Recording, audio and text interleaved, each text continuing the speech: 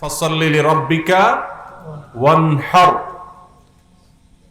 তুমি তোমার রবের নির্দেশে সালাত আদায় করো এবং কোরবানি করো। এই কোরবানির ইবাদত এমন একটি ইবাদত, এই ইবাদতের প্রতি আমাদের দেশের মানুষের আগ্রহ অন্যান্য ইবাদতের তুলনায় একটু বেশি। আলহামদুলিল্লাহ, তুলনামূলকভাবে অন্য অনেক ইবাদতের চাইতে কোরবানি করার ব্যাপারে আমাদের আগ্রহ একটু বেশি। এটার বিশেষ কারণ আছে। অন্যতম বড় যে কারণ সেটি হলো যে এটাকে আমরা উৎসব এবং কালচার হিসেবে নিয়েছি। সন্দেহ নেই এটা উৎসব, সন্দেহ নেই এটি কালচার, কিন্তু এটার প্রধান উদ্দেশ্য যদি ইবাদত না হয় তাহলে সেই আমল, সেই ইবাদতের, সেই ভালো কাজের বিনিময় আল্লাহর কাছে আশা করা যাবে না। সম্মানিত ভাইরা, যেহেতু কোরবানি আমাদের সামনে চলে আসছে, এজন্য আমাদের কোরবানিকে অর্থবহ করবার জন্য আমরা আজকে কয়েকটি গুরুত্বপূর্ণ বক্তব্য, গুরুত্বপূর্ণ কয়েকটি নির্দেশনা দিতে চাই।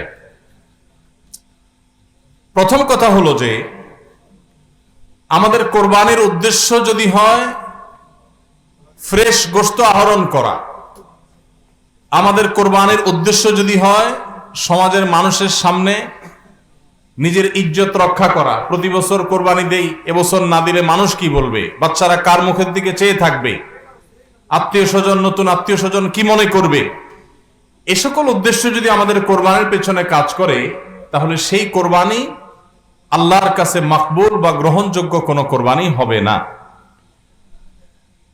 কোরবানি প্রসঙ্গে আল্লাহ রাব্বুল আলামিন বলেছেন, ইন্নামা ইয়াতাকাব্বালুল্লাহু মিনাল মুত্তাকিন। আল্লাহ তাআলা শুধুমাত্র মুত্তাকিদের ত্যাগ, তাদের উৎসর্গ, তাদের কোরবানি, তাদের স্যাক্রিফাইস, এটা আল্লাহ তাআলা কবুল করবেন। অতএব যাদের ভিতরে তাকওয়া নাই তাদেরটা আল্লাহ তাআলা গ্রহণ করবেন না, কবুল করবেন না। আমরা যে আয়াত পড়েছি সেই আয়াতও দেখেছি, আল্লাহ রাব্বুল আলামিন ইরশাদ করেছেন যে আমাদের কোরবানির রক্ত, আমাদের কোরবানির পশুর গোশত, এর কিছুই কি আল্লাহর কাছে যায়? কিছুই আল্লাহর কাছে যায় না। অন্য সব ইবাদত, আর্থিক ইবাদত, এটার ফিডব্যাক আমাদের কাছে আসে না সাধারণত। আমরা যখন দান সাদাকা করি, দান সাদাকা করলে ওইটা কি নিজে খাওয়া যায়? যখন দান করি, সাদাকা করি, তখন ওইটা আল্লাহর তরফ থেকে গরিবদেরকে দিয়ে দিতে হয়, নিজে খাওয়া যায় না। কোরবানি এমন একটা ইবাদত যে আমরা কোরবানি করার সময় বললাম বিসমিল্লাহি আল্লাহু আকবার, আল্লাহুম্মা লাকা মিনকা ওয়া লাক, আল্লাহ আপনার পক্ষ থেকে পেলাম এবং আপনার উদ্দেশ্যেই কোরবানি করলাম বলতেছি। তো আল্লাহর উদ্দেশ্যে দিয়ে দেওয়ার পর নিয়ম হলো আল্লাহর বান্দাদের মধ্যে গরিব যারা, দুঃখী যারা, তাদেরকে দিয়ে দিব। এটাই তো সাদাকার নিয়ম, দানের নিয়ম। কিন্তু কোরবানি এমন একটা ইবাদত যে ইবাদত আমি আল্লাহর উদ্দেশ্যে করলাম, আল্লাহকে খুশি করার জন্য জবে করলাম, কিন্তু গোশতটা আবার আল্লাহ আমাকে খাওয়ার অনুমতি দিয়েছেন। এটা অন্য ইবাদতে নাই। এখন এই ইবাদতে যদি গোশত খাওয়াটা মুখ্য হয়, গোশত আহরণ করা মুখ্য হয়, সমাজে মানুষের কাছে মুখ উজ্জ্বল করা মুখ্য হয়, আসল উদ্দেশ্য যদি হয় দুনিয়াবি বা পার্থিব বিষয় আশয়, আসল উদ্দেশ্য যদি হয় শো অফ করা, আসল উদ্দেশ্য যদি হয় মানুষকে দেখানো, আসল উদ্দেশ্য যদি হয় আত্মীয় স্বজনের কাছে মুখ রক্ষা করা, বাচ্চা কাচ্চা কার দিকে চেয়ে থাকবে, সেটা যদি উদ্দেশ্য হয় তাহলে এটা ইবাদত হবে না। এজন্য কোরবানির আগে সর্বপ্রথম যে বিষয়টি খুব জরুরি সেটা হলো আমাদের উদ্দেশ্যগুলোকে একটু ঝালাই করে নেওয়া, আমাদের উদ্দেশ্যগুলোকে একটু রিচেক করে নেওয়া। আমরা কেন কোরবানি করব? আমাদের কোরবানির উদ্দেশ্যটা কি? যদি শুধুমাত্র আল্লাহর সন্তুষ্টি উদ্দেশ্য হয় আর সে উদ্দেশ্যে আমি কোরবানি করি, গোশত আমার মুখ্য না, তাহলে সেক্ষেত্রে একটা গরু আমি যে দামে কিনেছি বাজার দর তার চাইতে আরো অনেক কম, তাহলে আমার আফসোস হওয়ার কথা না। কারণ আল্লাহ তাআলা সওয়াব দেওয়ার সময় গোশত কয় কেজি হয়েছে সেই হিসাবে দিবেন, নাকি আমি কি পরিমাণ টাকা আল্লাহর রাহে খরচ করলাম সেই পরিমাণ দিবেন? আমার খরচ করা টাকা আল্লাহর উদ্দেশ্যে যদি এটা নিয়োগ করে থাকে তাহলে 1 লক্ষ টাকার গরু আপনি কোরবানি দিচ্ছেন, নিয়ত যদি সহি হয়, বিশুদ্ধ হয়, দুনিয়াবি কোনো ধান্দা যদি না থাকে, তাহলে আল্লাহ তাআলা সওয়াব কি 1 লক্ষ টাকার দিবেন, নাকি ওই গরুটার দাম বাজারে 80,000, আপনি কিনছেন 1 লাখ, তাহলে আল্লাহ বলবেন না তুমি কেন বেশি দিয়ে কিনছো, ওইটার দায়িত্ব তোমার, আমি 80,000 সওয়াব দেব, এমন হবে? কিন্তু তারপরে আমরা কোরবানির পশু কেনার পর দেখা যায় ওইটা নিয়ে আমাদের অনেকের হেজিটেশন থাকে, আফসোস থাকে। হ্যাঁ, সন্দেহাতীত ভাবে আপনি মার্কেটে যে গরুর বাজারে যে মূলামূলি করে উপযুক্ত ন্যায্য মূল্যে আপনি কিনবেন, অতিরিক্ত দাম কোনো যৌক্তিক কারণ ছাড়া আপনি কসাইকে বা গরু বিক্রেতাকে কেন দিবেন? সেটা দেওয়ার কোনো যুক্তি নাই। আপনি অবশ্যই মূলামূলি করে ন্যায্য মূল্যে কেনার চেষ্টা করবেন, কিন্তু কেনার পর এর দাম কত হইলো না হইলো, গোশত কয় কেজি হলো, পার কেজি কত পড়লো, তাতে লস হলো না লাভ হলো, এগুলা সবগুলো প্রমাণ করে যে কোরবানির উদ্দেশ্যে ভেজাল আছে। ভাইরা আমার, আমরা কোরবানি সাধারণত বেশিরভাগ মানুষ গরু দিতে পছন্দ করি। এর অনেক কারণ আছে অবশ্য। আমাদের দেশে ছাগল উৎপাদন হয় খুব কম, নানা কারণে ছাগল উৎপাদনের জন্য আমাদের এই দেশ, পৃথিবীর অনেক দেশে ছাগল অনেক বেশি উৎপাদন করা যায়। বৃষ্টি বাদল এবং ঝড় তুফানের দেশে ছাগল উৎপাদন করা নানা কারণে কঠিন, যার কারণে গরু উৎপাদন বেশি হয়, আমরা গরু কোরবানি বেশি করি। এটা দোষের কিছু না, বরং এটা স্বাভাবিক। কিন্তু আমাদের অনেকের হয়তো গরু কোরবানি করার মতো সাধ্য নেই, ছাগল কোরবানি করার সাধ্য আছে। তারপরও দেখা যায় হাওলাত বরাত করে হলেও গরু কোরবানি দেই। কেন? কারণ ছাগল কোরবানি দিলে আশেপাশে মানুষ কি বলবে। এরকম জিনিস আমাদের মধ্যে আছে না নেই? যে এত বড় লোক মানুষ, এতদিন তো জানতাম পয়সা করিয়ে আছে, উনি আবার ছাগল কোরবানি দিল, তাহলে চোখ মুখ মানুষের সামনে কেমনে দেখাবে? ভাইরা আমার, তো মানুষের কাছে কি বলবো, মানুষ কি বলবে, এই চিন্তা করে যদি গরুর জায়গায় ছাগলের জায়গায় আপনি গরু দেন, হাওলাত করিয়ে দেন, তাতে আপনার এই কোরবানির দ্বারা সওয়াব হবে না। ভাইরা আমার, সবচেয়ে বেশি নিয়তের মধ্যে ভেজাল থাকে যেই ইবাদতে, তার নাম কোরবানি। অন্য কোন ইবাদতে নিয়তের মধ্যে ভেজাল এত বেশি থাকে না, কোরবানিদের মধ্যে নিয়তের ভেজাল যত বেশি থাকে। কারণ কি? কারণ হলো ওই যে কোরবানি করার পর এটার ফিডব্যাক, এটার উপকারিতা, গোশতগুলো, এগুলো সব নিজেই ভোগ করে মানুষ, আপনার কাছে আবার ফিরে আসে। এই জন্য নিয়তের মধ্যে ভেজালের সম্ভাবনা অনেক বেশি থাকে। ভাইরা আমার, আমাদের প্রিয় নবী সাল্লাল্লাহু আলাইহি সাল্লাম তিনি কিন্তু গরু কিংবা ওঁট দিয়ে কোরবানি দেন নাই। এর মানে এইটা না যে গরু বা ওঁট দিয়ে কোরবানি দিলে সওয়াব কম হবে, এটা না। উদ্দেশ্য হলো যে ছাগল, দুম্বা, ভেড়া এরকম ছোট পশু দিয়ে কোরবানি তিনি দিয়েছেন, সাহাবা একরাম অনেকে দিয়েছেন। এখনকার মিডল ইস্টের মানুষ শতকরা বোধ হয় 90-95 জন মানুষ হবে, বা আরো বেশি সংখ্যক মানুষ হবে, প্রায় সবাই, তারা কিন্তু ছাগল, দুম্বা বা ভেড়া এই ছোট পশু দিয়ে কোরবানি দেয়। আমাদের দেশে আমরা বড় পশু অর্থাৎ গরু দিয়ে কোরবানি দেই, সেটার যৌক্তিক কারণ আছে। আমি বলেছি যে আমাদের দেশে গরু উৎপাদন করা যত সহজ হয়, ছাগল উৎপাদন করা এত সহজ হয় না। নানা কারণে গরুর, ছাগলের চাইতে গরুর উৎপাদন বেশি হয়, সেই হিসাবে আমরা করি, ঠিক আছে। কিন্তু যদি উদ্দেশ্য হয় বড় পশু কোরবানি করে আমি বড় কোরবানি দাতা জাহির করব নিজেকে, তাহলে এর মাধ্যমে সওয়াব হওয়া তো দূরের কথা, মানুষ দেখানো ইবাদত করার কারণে শিরকে আসগরের গুনাহ হওয়ার আশঙ্কা আছে। আমার কথা কি বুঝাইতে পারছি? ভাইরা আমার, আমাদের দেশে বাস্তবতা হলো কিছু নেককার মানুষ আছেন, আল্লাহ তাআলা পয়সা করে দিয়েছেন, হালাল টাকা, আবার আল্লাহর উদ্দেশ্যে বড় পশু কুরবানি করে গরিব দুঃখীকে গোশত খাওয়ায়, গরিবদের পুষ্টির যোগান হয়, এরকম নেক উদ্দেশ্যওয়ালা মানুষ আছে আলহামদুলিল্লাহ। কিন্তু এই সীমিত সংখ্যক মানুষ ছাড়া সাধারণত গরুর সাইজ যত বড় হয় নিয়তের ভেজাল তত বেশি হয়। আমি কি আপনাদের বুঝাতে পারছি? সাধারণত গরুর সাইজ যত বড় হয় নিয়তের ভেজাল তত বেশি হয়।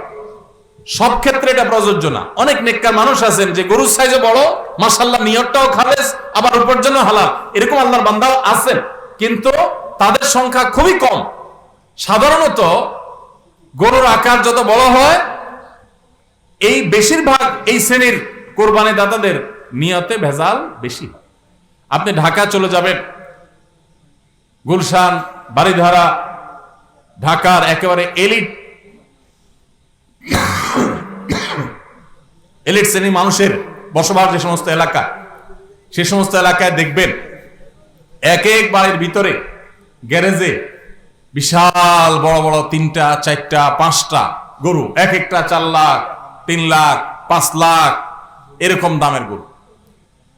এই বাড়িওয়ালাদের বেশিরভাগ লোকদেরকে দেখবেন জীবনে এরা মসজিদের ধারে কাছেও যায় না, কিন্তু কোরবানিটা করে মাশাআল্লাহ। কারণ কি? একে তো কোরবানি করে গরিব দুঃখী লাইনে দাঁড়ায় থাকবে, আপনার চেয়ারে বসে বসে গরিব দুঃখীরে কোরবানি গোশত দেব, ভালোই তো লাগে। একটা বাকাওয়াতি জাহির হয়, দানবীর সেটা জাহির করা যায়, উৎসব হয়, আনন্দ হয়।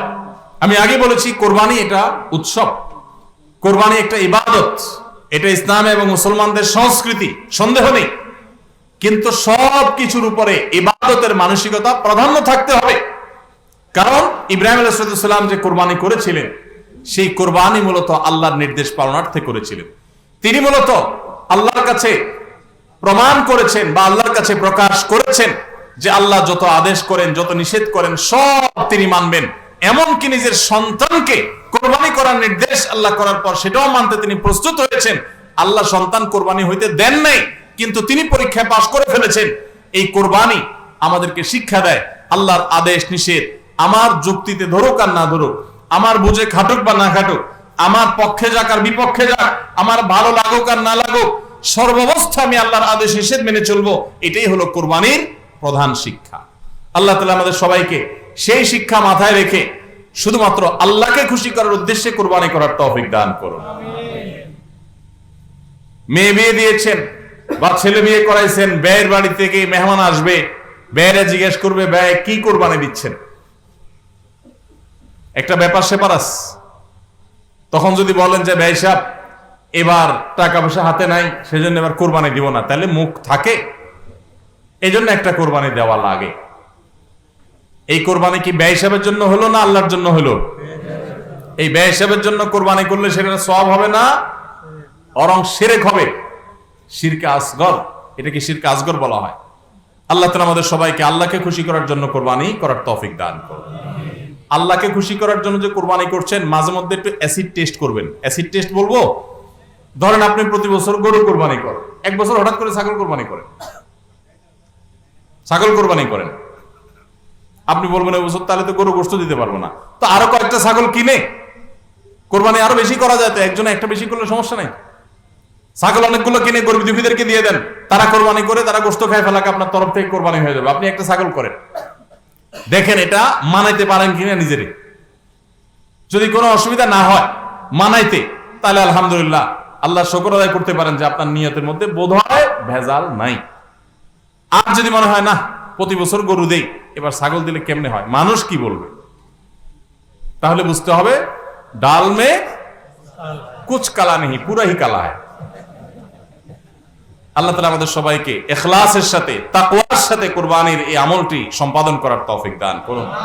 ভাইরা আমার, কুরবানির সামনে আসছে, এখন থেকে আমরা একটু পরিবারের সদস্যদেরকে নিয়ে বসি, বাচ্চা সহ ফ্যামিলির সব সদস্যরা একটু বসেন, মশওয়ারায় বসেন, পরামর্শ মজলিসে বসেন, বসে জিজ্ঞাসা করেন আমরা আসলে কোরবানিটা কেন করতেছি।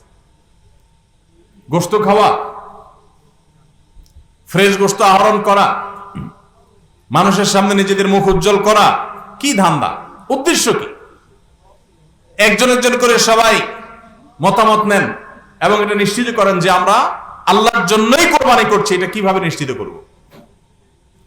একটা তো বললাম যে বিশাল বড় গরু কোরবানি করেন সব সময়, এবার একটু ছাগল কোরবানি করেন, দেখেন তো মনে মানাইতে পারেন কিনা। কারণ আপনি বলবেন ভাই গরু কোরবানিতে অনেক টাকা লাগে, ছাগলে তো অনেক কম টাকা লাগে, তাহলে এই কোরবানি ওইটার চাইতে কিভাবে উত্তম হয়? আমি উত্তম বলতেছি না, আমি বলতেছি যে আপনার নফস, আপনার মন মানে কিনা যে আমি গরুর জায়গায় ছাগল কোরবানি করলে তো হবে, হবে না হবে না?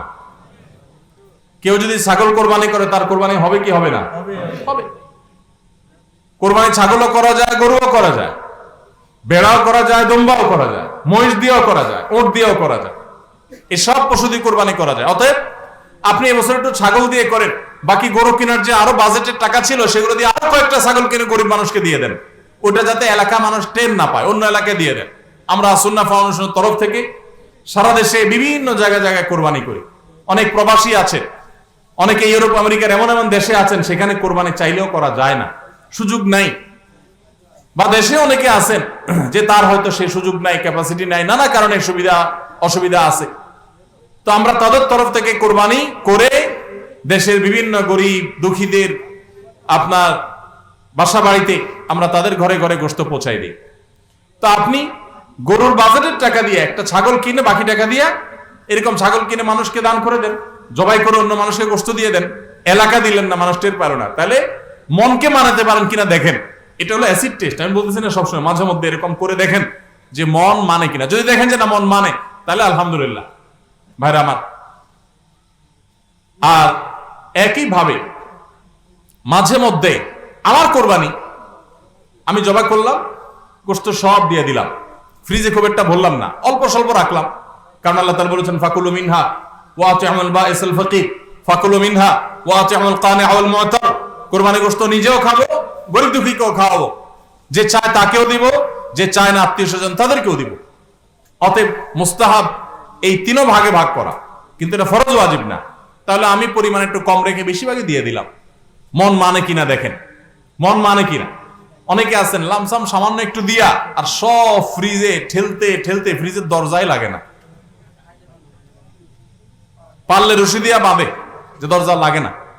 কারণ গোশত, পায়া, ভুড়ি, কলিজা, ফ্যাপসা সব ঢুকাইতে ঢুকাইতে ফ্রিজ বেচারা জাম হয়ে গেছে।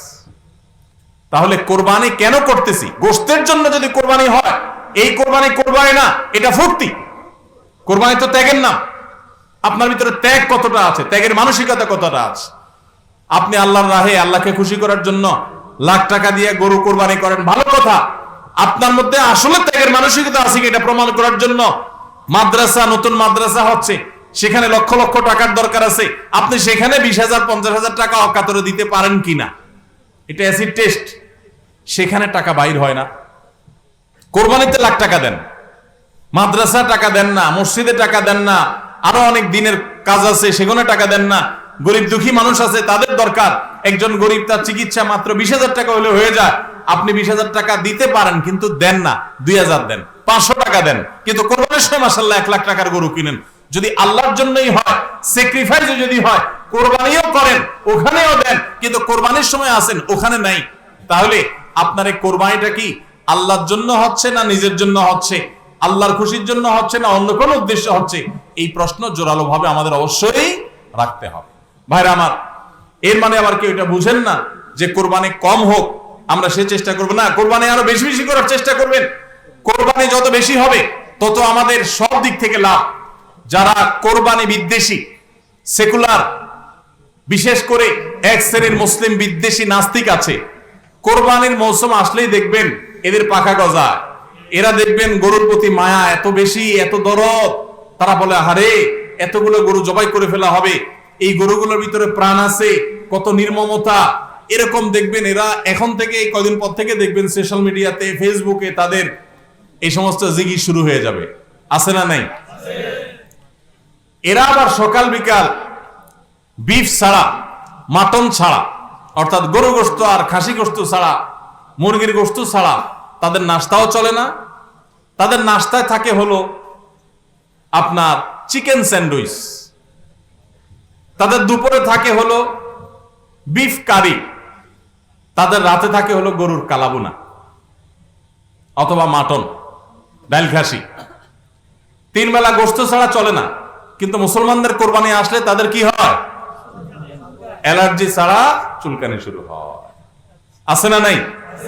এই জন্য এদের প্রতিবাদে কোরবানি আরো বেশি করে করবেন, কিন্তু সেটা আল্লাহকে খুশি করার জন্য যেন হয়। কারে খুশি করার জন্য হবে? আল্লাহকে খুশি করার জন্য। ভাইরা আমার, কোরবানি যত বেশি হবে আমাদের যেরকম সওয়াব হবে, আমাদের দেশের অর্থনীতিতে অনেক বেশি কল্যাণ বয়ে আনবে এই কোরবানি। কিভাবে সেটা? প্রতি বছর কোরবানিতে যে লক্ষ লক্ষ গরু ছাগল জবে হয়, এই লক্ষ লক্ষ গরু ছাগল এগুলো তো আসমান থেকে নাজিল হয় না, জমিন ফেড়ে বের হয় না। এক সময় ইন্ডিয়ান গরুর উপরে আমাদের দেশ নির্ভর ছিল। আলহামদুলিল্লাহ গত বেশ অনেক বছর ধরে আপনারা দেখেন যে আমাদের দেশীয় গরু দিয়েই আমাদের কোরবানির ম্যাক্সিমাম চাহিদা প্রায় পূরণ হয়ে যায়। ইন্ডিয়ান গরুর উপরে এখন আর আমাদের কোরবানি নির্ভর নয়। এই যে গরুগুলো উৎপাদন হচ্ছে, আপনি উত্তরবঙ্গে গেলে দেখবেন, আমি যাই বিভিন্ন সময়, সিরাজগঞ্জ যাবেন, পঞ্চগড় যাবেন, ঠাকুরগাঁ যাবেন, দিনাজপুর যাবেন, বিভিন্ন জায়গায় যাবেন উত্তরবঙ্গে, দেখবেন যে কৃষকরা তারা অনেকে গরু পালন করছেন। আমরা সুন্নাহ ফাউন্ডেশন থেকে যখনই কোনো বিধবাকে, কোনো গরিব অসহায় মানুষকে স্বাবলম্বী করার জন্য বলি আপনাকে কোন জিনিসটা কিনে দিলে আপনার বা ভালো হয়, আপনি সেটা দিয়ে উপার্জন করতে পারবেন। বেশিরভাগ বিধবারা, বেশিরভাগ অসহায় মানুষেরা তারা বলে একটা গরুর বাছুর কিনে দেন, একজোড়া ছাগল কিনে দেন, তাহলে এগুলো আমি সারা বছর বড় করব। এগুলো বড় করতে আমার কোনো ঝামেলা নাই। দোকানদারি করা অনেক ঝামেলার কাজ, চ্যালেঞ্জের কাজ, বাকি চলে যায়, টাকা তোলা যায় না, এগুলো সহজ। এই বাছুরটাকে আমি ঘাস খাওয়ায় বড় করব। কোরবানি মৌসুম আসলে এই 20,000 30,000 টাকা দিয়ে কিনা বাছুরটা আমি 70,000 80,000 টাকা বিক্রি করব, ডাবল হয়ে যাবে, আমার লাভ হবে। তাদের জন্য এটা সহজ। তো কোরবানির এই ইবাদতটা মুসলমানরা যেটা করেন এদেশে, এটার মাধ্যমে এদেশের আর্থ সামাজিক উন্নতি হয়। লক্ষ লক্ষ হাজার হাজার কৃষকের, পশুপালনকারীদের তাদের উপার্জনের মাধ্যম হয়। কোটি কোটি টাকা, মিলিয়ন মিলিয়ন টাকার ডিলিংস হয়, লেনদেন হয়, যেটা জাতীয় অর্থনীতির চাকা এটাকে ঘোরাতে সাহায্য করে। কোরবানির এই ইবাদত এটা আমাদের অনেক গরিব অভাবী মানুষের পুষ্টির যোগান দেয়। আপনারা জানেন অনেক গরিব মানুষ আছেন কোরবানির মৌসুমে মন ভরে একটু গোশত খাইতে পারেন, সারা বছর গোশতের দাম এত বেশি, তো বেচারারা কিনে খেতে পারেন না। তাহলে কোরবানির এই গোশত, কোরবানির এই উৎসব, এই ইবাদত, এটার মাধ্যমে পশুপালনকারীদের উপার্জনের মাধ্যম হয়। সারা বছর যারা অপেক্ষা করে কোরবানির সময় পশু জবাই করে, পশু বিক্রি করে আবার তারা পশুপালন করবে, এর মাধ্যমে তাদের আর্থিক যে অনটন আছে এটা দূর হয়, তাদের উপার্জনের মাধ্যম হয়। আবার গরিব অভাবী মানুষ যারা আছে, যারা পুষ্টির অভাবে থাকে, পুষ্টিহীনতায় থাকে, তাদের আমিষের অভাব থাকে, তাদের খাদ্যের মধ্যে আমিষ পরিমাণ মতো থাকে না, সেই লোকগুলো এই কোরবানি উপলক্ষে এক একজন 2 কেজি 4 কেজি 5 কেজি গোশত পাইলে কয়েকদিন ধরে তারা আমিষ খেতে পারে, তাদের পুষ্টির যোগান হয়। ভাইরা আমার, এর মাধ্যমে লক্ষ লক্ষ কোটি কোটি টাকা লেনদেন হওয়ার কারণে দেশের অর্থনীতির চাকা সচল হয়। নানা দিক থেকে এর পার্থিব উপকারিতা আছে।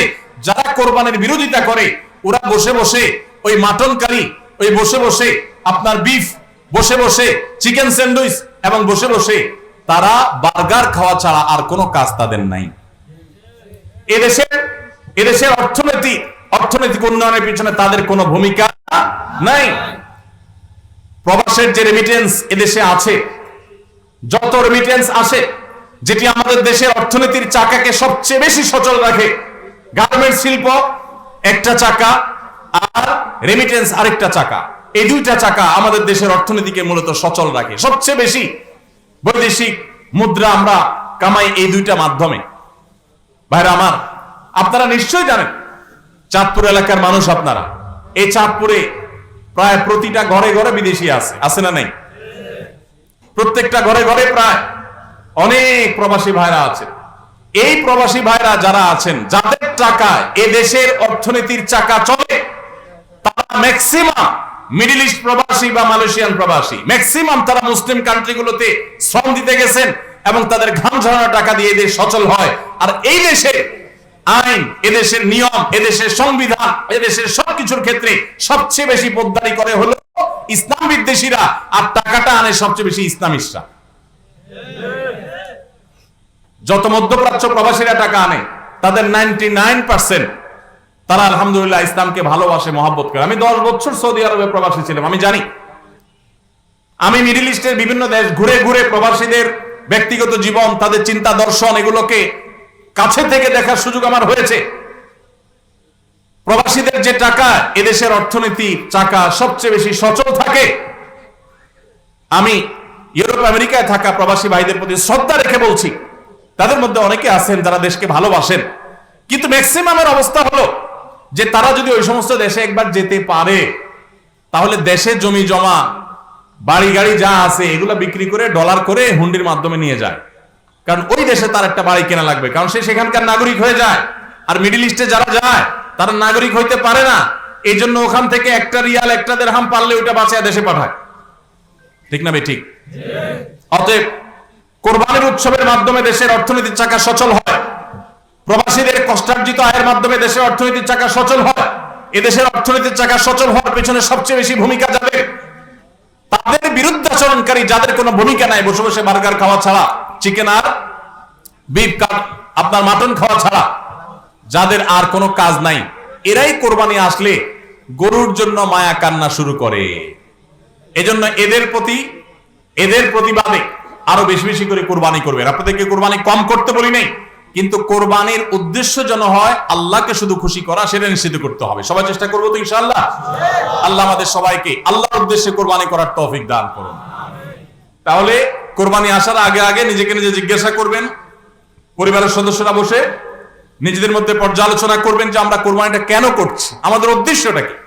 আমাদের উদ্দেশ্য হবে আল্লাহর নির্দেশ পালনার্থে আমি আমার অর্থ করি এটা ব্যয় করলাম। একটা পশু কিনলাম, ঈদের আগের রাতে কিনবেন না, পারলে 2-4 দিন আগে কিনবেন। যত বেশি আগে কিনতে পারেন তত ভালো। কিনলে ওই পশুটাকে আপনি নিজে হাতে খাওয়াবেন, গোসল করাবেন, ওইটাকে পরিপালন করবেন, প্রতিপালন করবেন, ওটার মধ্যে একটা মায়া হবে। এরপরে সেই পশু যখন জবে হবে নিজের কাছে একটু খারাপ লাগবে। এটা এক ধরনের স্যাক্রিফাইস। ফজর নামাজ যখন পড়বো মনে চায় না, তারপরে কষ্ট করে উঠে পড়বো, এটা স্যাক্রিফাইস। তো কোরবানির এই ইবাদত আমাদেরকে স্যাক্রিফাইস এবং ত্যাগ শিখায়। আল্লাহকে সন্তুষ্ট করার জন্য আমরা যেই কোনো ধরনের স্যাক্রিফাইস করার চেষ্টা করব। আল্লাহ আমাদের সবাইকে তৌফিক দান করুন। ভাইরা আমার, আমাদের কোরবানি যেন অর্থবহ হয়, বিশুদ্ধ হয় এবং আমাদের কোরবানি যেন ত্রুটি মুক্ত হয়, এই ইবাদতের সওয়াব যেন আমরা আল্লাহর কাছে লাভ করি, সেজন্য দ্বিতীয় যে পরামর্শ দিতে চাই বা যে দ্বিতীয় আমলটি কথা বলতে চাই সেটি হলো কোরবানির পশু এটা যারা বানাবে সে সমস্ত কসাইদেরকে উপযুক্ত মজুরি আমরা দিব, তাতে কোনো কার্পণ্য করব না। কিন্তু কোরবানির পশুর কোনো গোশত মজুরি হিসাবে দেওয়া যাবে না। কোরবানির পশুর গোশত যদি মজুরি হিসাবে দেন তাহলে সেটা জায়েজ হবে না, আপনার কোরবানি হবে না। মানুষ যদি এতগুলো পিছনে থাকেন ফ্যানের বাতাস তো আসে না, আপনাদের পিছে কাজ কি?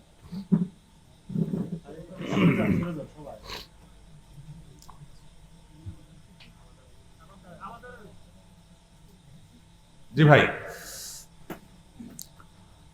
তো যেটা বলছিলাম যে কোরবানির পশুর গোশত এটা যে কসাইরা বানায়, সেই কসাইদেরকে কোরবানির পশুর গোশত থেকে কিছু দেওয়া যাবে না।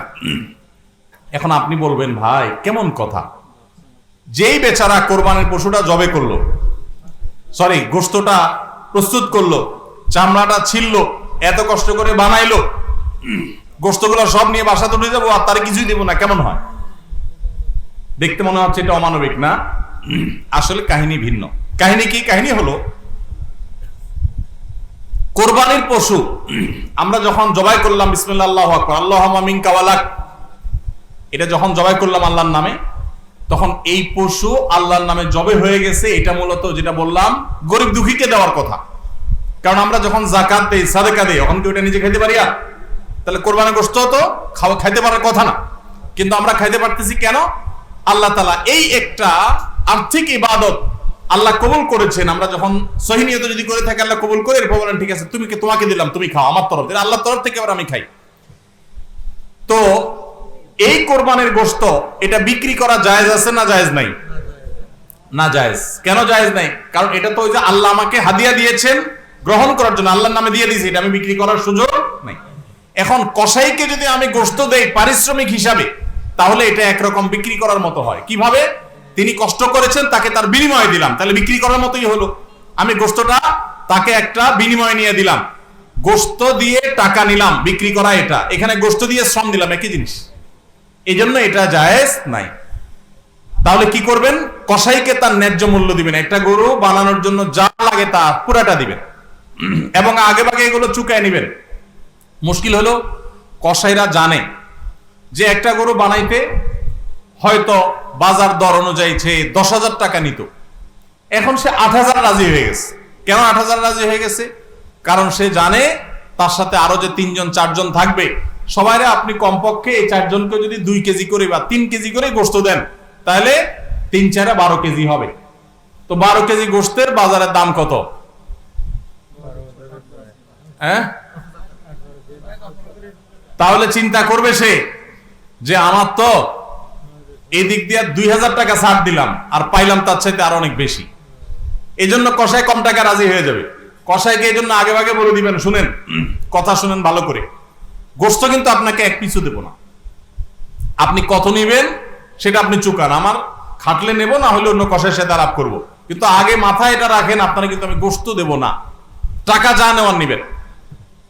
নবী করিম সাল্লাল্লাহু আলাইহি সাল্লাম আলী রাদিয়াল্লাহু আনহুকে এটা বলে দিয়েছেন, কোরবানি করার সময় বলে দিয়েছেন, দেখো কসাইকে কিন্তু কোরবানির গোশত দিবা না। কোরবানির গোশত শুধু না, কোরবানির পশুর কোনো কিছু বিনিময় সে দিবা না, তাকে টাকা দিবা আলাদা, যত টাকা লাগে সেটা দিবা, গোশত দিবা না, তাহলে বিনিময় হয়ে যাবে, এটা জায়েজ হবে না, তোমার কোরবানি হবে না। এই জন্য ভাইরা এই জিনিসটা আমাদের সাবধান থাকতে হবে, কসাইকে কোরবানির গোশত বিনিময় হিসেবে দেওয়া যাবে না। হ্যাঁ, কসাই যদি গরিব হয় তাহলে সেক্ষেত্রে অন্য গরিবকে আপনি আধা কেজি করে দিচ্ছেন, কসাইরও আধা কেজি দিতে পারেন, অন্য গরিবকে 1 কেজি করে দিচ্ছেন, কসাইরও 1 কেজি দিতে পারেন, কিন্তু কসাই হিসাবে না। সেটা হলো তিনি যদি কসাইগিরি নাও করতেন তারপরও আপনি তাকে দিতেন যদ্দুর অদ্দুর দিবেন। এর বেশি যদি আপনি দেন এবং সেটা যদি বিনিময় হিসাবে দেন তাহলে কি হবে না, জায়েজ হবে না। এই একটা মাসআলা না জানার কারণে আমাদের অনেকের কোরবানি এটা নিয়ে টানাটানি দেখা দেয়।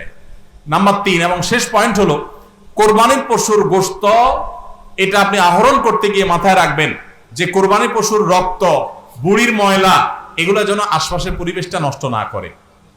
আমরা অনেক সময় দেখি কোরবানির ঈদের 2 দিন 4 দিন 5 দিন পর পর্যন্ত রাস্তাঘাট দিয়ে চলা যায় না দুর্গন্ধের চোটে, ঠিক না বেঠিক? এবং কোরবানির মৌসুমে প্রায় বিভিন্ন বছরে দেখি আমরা বন্যা হয়, এই ময়লাগুলো পানির সাথে বিভিন্ন জায়গায় ছড়ায় পড়ে। বিশেষ করে আমাদের বাইরে আশেপাশে রাস্তাঘাট দিয়ে পথচারীরা যখন চলে, আপনার কোরবানির পশুর দুর্গন্ধ, এটার ময়লা, রক্ত এগুলো যদি আশপাশের পরিবেশ নষ্ট করে, মানুষের নাক ধরে, মানুষ অসুস্থ হয়, নানা রকমের রোগ তৈরি হয়, এখান থেকে নানা রকম রোগবালাই ছড়ায় এবং মানুষের কষ্টের কারণ হয়, তাহলে কোরবানি দিয়ে আপনি সওয়াবের পরিবর্তে গুনাহ হওয়ার আশঙ্কা আছে। এই জন্য নিজ দায়িত্বে আমার পশুর কোরবানির রক্ত গর্ত করে এমন ভাবে কোরবানি করব যে সব গর্তে চলে যাবে এবং মাটি চাপা দিয়ে দিব এবং পানি দিয়ে এমন ভাবে পরিষ্কার করে দিব, ব্লিচিং পাউডার ইত্যাদি দিয়ে এমন ভাবে পরিষ্কার করব যাতে করে আশপাশে কোনো মানুষের কষ্ট না হয়। অনেকে আছেন কোরবানির বুড়ি ময়লাগুলা যেখানে সেখানে ফেলে দিয়ে রাস্তার পাশে উনি বুড়িটা নিয়ে চলে গেছেন, এটা কোনো ভালো মুসলমানের কাজ না, এটা ফাসিক মানুষের কাজ। নবী করিম সাল্লাল্লাহু আলাইহি সাল্লাম ঈমানের শাখা বলতে গিয়ে বলেছেন, ইমাতাতুল আযা আনিত তরিক, ঈমানের একটা শাখা হলো রাস্তায় এমন কিছু যদি কেউ কষ্ট ফেলে রাখে যেটাতে আরেকজনের কষ্ট হয়, সেটা আপনি আরেকজন ফেললে আপনি সরাই দিবেন, এটা হলো ঈমানের দাবি। আর আপনি নিজে যদি ফেলান সেই জিনিসটা, যে জিনিসটা মানুষের কষ্ট হয়, তাহলে এটা তো কুফরির অঙ্গ হবে। কথা কি বুঝাতে পারছি? আমরা অনেকে কোরবানি করি কিন্তু এই জিনিসগুলো খেয়াল করি না যে আমার কোরবানিটাকে অনর্থক করে দিতে পারে, অর্থহীন করে দিতে পারে, সওয়াবের পরিবর্তে গুনাহ হতে পারে। এজন্য কোরবানির পশুর রক্ত, ময়লা, বুড়ির ময়লা এই সবগুলোকে আমরা নিজ দায়িত্বে একেবারে পরিষ্কার করে রাখবো। মনে থাকবে তো ইনশাআল্লাহ? আল্লাহ তাআলা আমাদের সবাইকে কোরবানির এই ইবাদতকে আল্লাহকে সন্তুষ্ট করবার উদ্দেশ্যে খালেস এবং বিশুদ্ধ নিয়তে, সহিহ নিয়তে এবং এই কোরবানিকে আল্লাহ তাআলা বিশুদ্ধ উপায়ে আমাদেরকে সবাইকে সম্পাদন করার তৌফিক দান করুন। আমাদের কোরবানির পশুর রক্ত বা পশুর কোনো কিছু দুর্গন্ধ বা কোনো কিছু, কোনো ময়লা যেন পরিবেশকে দূষিত না করে মানুষের কষ্টের যেন কারণ না হয়। আল্লাহ তাআলা আমাদের সবাইকে সে বিষয়গুলোকে মেনে চলার তৌফিক দান করুন। কে কত ভালো কোরবানি করলেন, কে কত ভালো মুসলমান, দায়িত্বশীল মুসলমান, এটা বোঝা যাবে কোরবানির পর পশু যেখানে কোরবানি করেছেন আশেপাশে কোনো জায়গায় কতটা পরিষ্কার আছে না আছে, এটার উপরে। এটা হলো মিটার, এটা দিয়ে মাপা যাবে যে আপনি মুসলমান, ইসলাম কতটা বুঝছেন। শুধুমাত্র জবাই করলেন আর গোশত খাইলেন ইবাদত হয়ে গেল, এত সোজা না। আল মুসলিমু মান সালিম আল মুসলিমুনা মিন লিসানিহি ওয়া ইয়াদিহি, যার হাত মুখ দ্বারা অন্য মুসলমান নিরাপদ থাকে সেই মুসলমান। আপনার জবাই করা পশুর রক্ত, এটার গন্ধ কয়দিন পরে ছড়াচ্ছে, শুকায় রক্ত গন্ধ বাইর হয়েছে, ময়লা আছে সেগুলো গন্ধ বাইর হয়েছে, তা অন্য মানুষের কষ্ট হচ্ছে, আপনি মুসলমান হতে পারলেন না, আপনার এটা ইবাদত হলো না। এই জন্য এই একটা বিষয় মনে হতে পারে ছোট্ট বিষয়, এই ছোট্ট বিষয়টাই কিন্তু আমাদের ইবাদতকে নষ্ট করে দিতে পারে। আমরা সবাই খেয়াল করবো তো ইনশাআল্লাহ? আল্লাহ তাআলা আমাদের সবাইকে আমল করার তৌফিক দান করুন। জাযাকুমুল্লাহ খাইর।